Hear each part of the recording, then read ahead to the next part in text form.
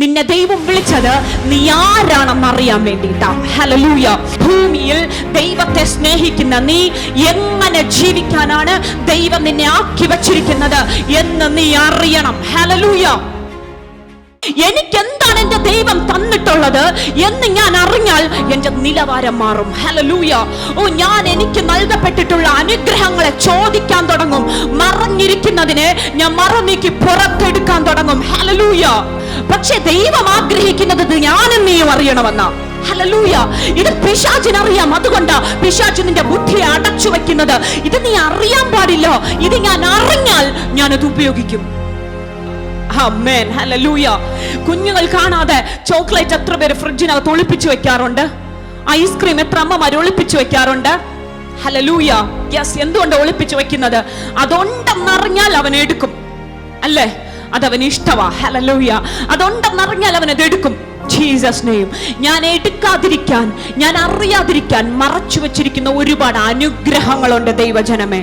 Hallelujah. ഇത് അറിഞ്ഞു കഴിഞ്ഞാൽ ഒരു ഉദാഹരണം ഞാൻ പറയാം.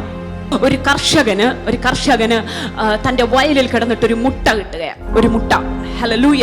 ഒരു മുട്ട കിട്ടി. ഈ കർഷകൻ എന്ത് ചെയ്തെന്നറിയാമോ? അതിനെ എന്ത് മുട്ടയാണെന്ന് അറിയത്തില്ലല്ലോ. അതിനെ കൊണ്ട് തൻ്റെ വീട്ടിൽ തൻ്റെ കോഴി അടയിരിക്കുന്ന തൻ്റെ കോഴിയുടെ ചിറകിൻ്റെ അടിയിൽ ഈ മുട്ടനെ കൊണ്ടുവന്ന് വെച്ചു. ഹല്ലേലൂയ. ഇതെന്താണെന്ന് അറിയണമല്ലോ.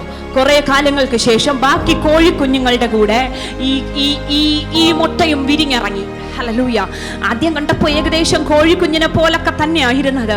കുറെ കഴിഞ്ഞപ്പോൾ ഇതിന്റെ രൂപം മാറാൻ തുടങ്ങി, ഇതിന്റെ ഭാവം മാറാൻ തുടങ്ങി, ഇത് അമ്മയേക്കാൾ വലുതാകാൻ തുടങ്ങി, ഇതിന്റെ തൂവലുകൾക്ക് ഭംഗി കൂടാൻ തുടങ്ങി. വലിപ്പം ഇതിന്റെ അമ്മയേക്കാൾ വലിയ വലിപ്പമാ. അമ്മയെ ഒരു കൊത്തു കൊടുത്താൽ അത് ചത്തുപോകുന്ന വലിപ്പമാ കോഴിക്കുഞ്ഞിനുണ്ട്. പക്ഷെ എന്തോ ചെയ്യാനാ, തനിക്കറിയത്തില്ല താൻ കോഴിക്കുഞ്ഞല്ലെന്ന്. ഹല്ലേലൂയ. അതിന് മനസ്സിലാകുന്നില്ല. നല്ല ഭംഗിയുള്ള തൂവലുകൾ അതിന് വരാൻ തുടങ്ങി. നല്ല പച്ചയും നീലയും ഒക്കെ നല്ല തൂവലുകൾ വരാൻ തുടങ്ങി. സംഭവം ഒരു മയില. പക്ഷെ തള്ളക്കോഴിയുടെ കൂടെ ആയതുകൊണ്ട് അതിനറിയത്തില്ല അതിന്റെ കഴിവുകൾ എന്താണെന്ന്, അതിന് പറക്കാൻ പറ്റുമെന്ന്. എത്ര പേർക്ക് മനസ്സിലാകുന്നുണ്ട്? ഹല്ലേലൂയ. ഹല്ലേലൂയ.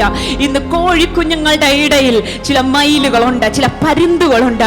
നിന്നെ ദൈവം വിളിച്ചത് നീ ആരാണെന്ന് അറിയാൻ വേണ്ടിയിട്ടാ. ഹല്ലേലൂയ. നീ എന്താണെന്ന് നീ അറിയണം. നിന്നെ ആരായിട്ടാണ് ദൈവം ആക്കി വെച്ചിരിക്കുന്നതെന്ന് നീ അറിയണം. ഭൂമിയിൽ ദൈവത്തെ സ്നേഹിക്കുന്ന നീ എങ്ങനെ ജീവിക്കാനാണ് ദൈവം നിന്നെ ആക്കി വെച്ചിരിക്കുന്നത് എന്ന് നീ അറിയണം. ഹല്ലേലൂയ.